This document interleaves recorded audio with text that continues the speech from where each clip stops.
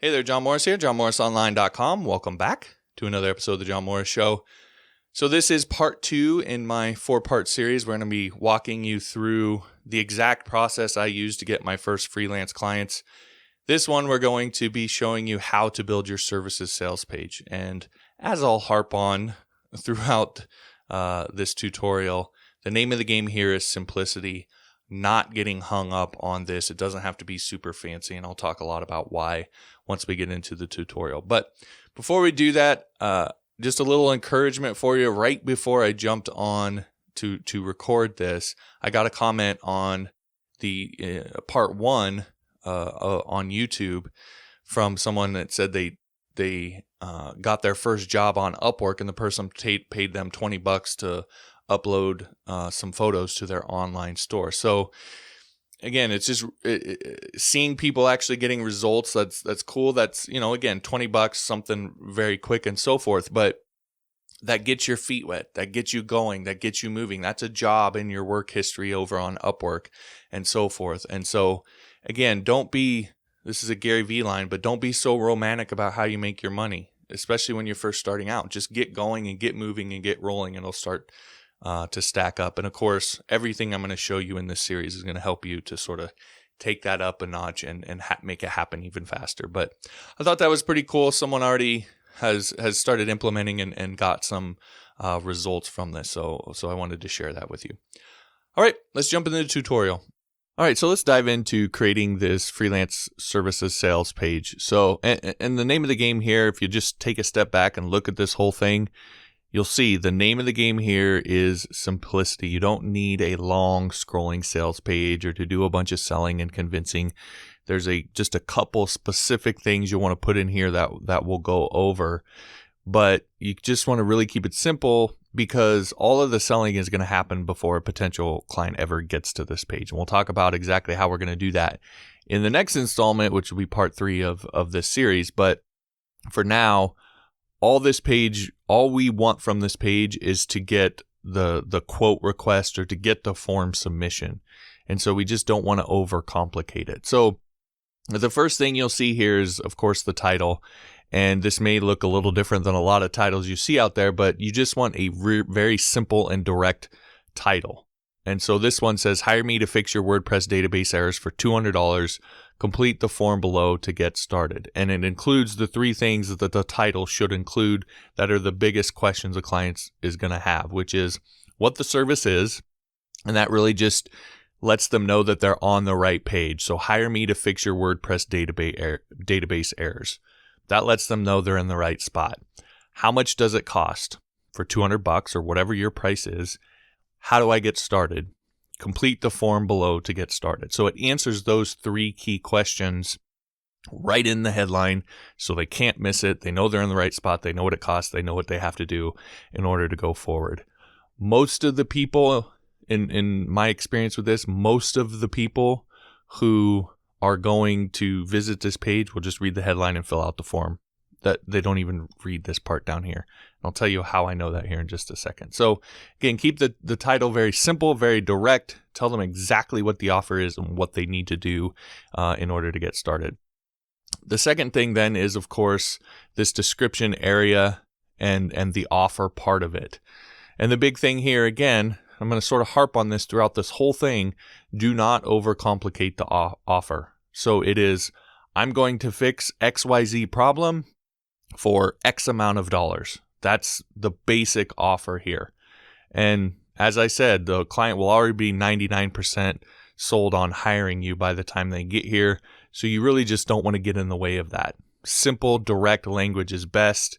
The only thing that you'll see added in here is you'll see I say, and I'll give you a simple PDF report on what happened and what you can do to keep it from happening again. So this is how I know that most of the people who visit a page like this don't actually read this, because most of the people that I've ever done this for didn't even know that they were getting the PDF. So they obviously didn't read this part because it says right in there.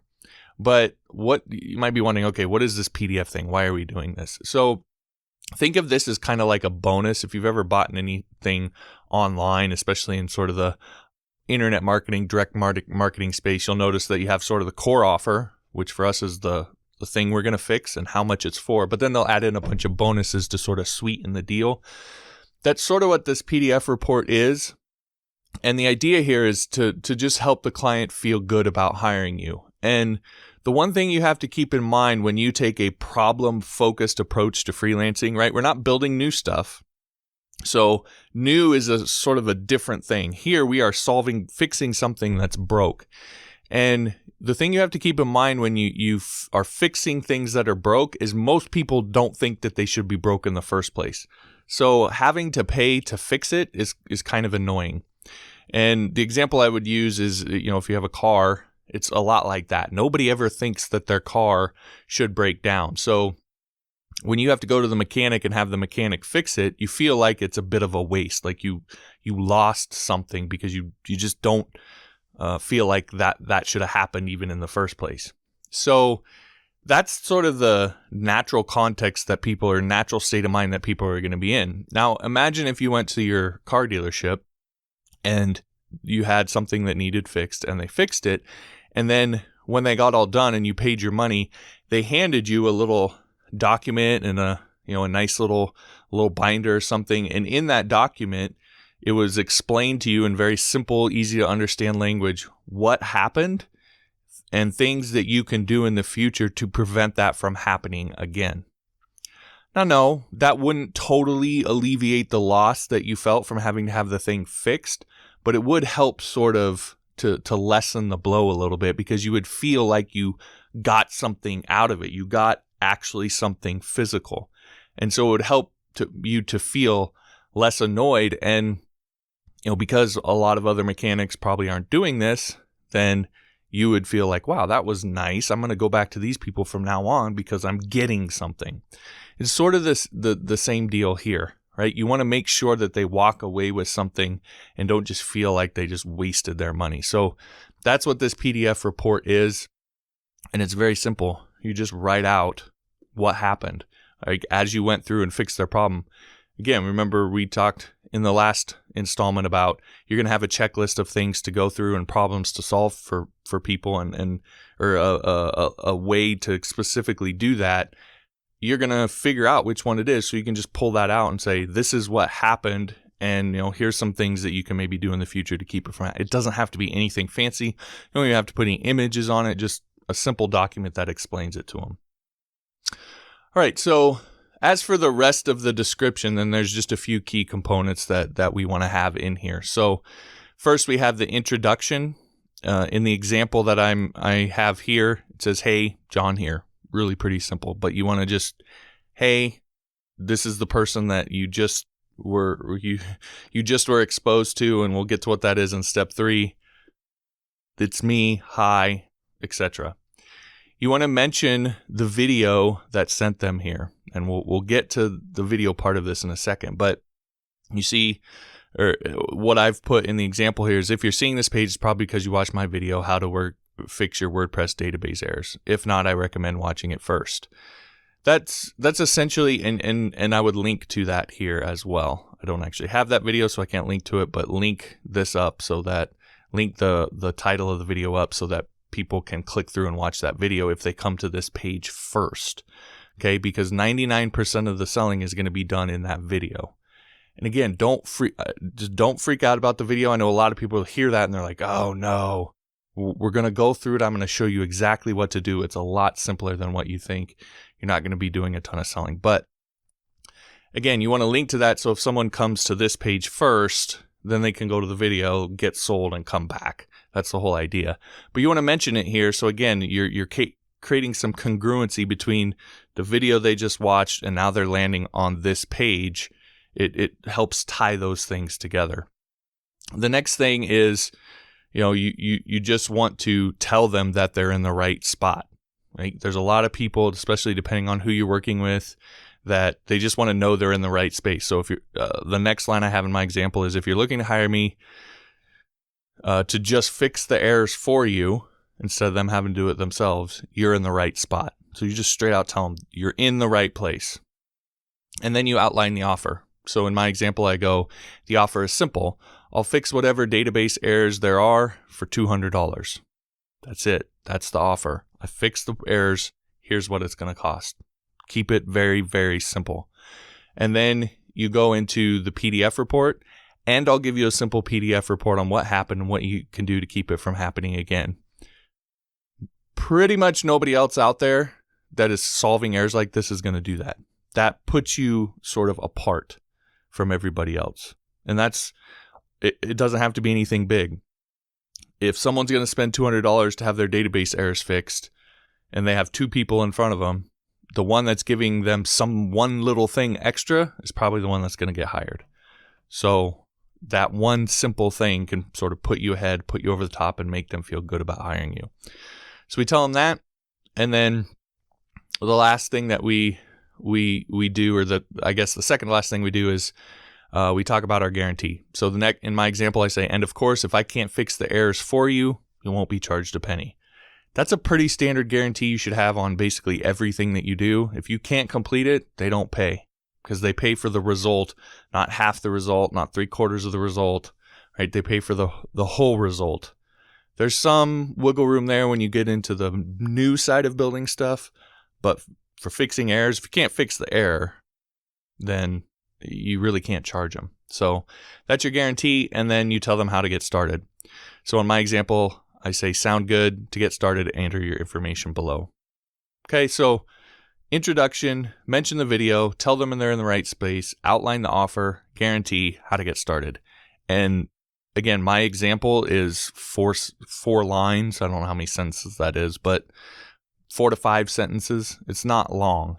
It just doesn't have to be some long, convoluted thing. As a matter of fact, you really want the form to show up above the fold, right? So they don't have to scroll at all to see this offer here, or to see this form. They can see the entire page without having to scroll. That's really what you want, because again, people are going to be, remember, urgent problem. They just watched a video. They're like, ugh, I can't do that.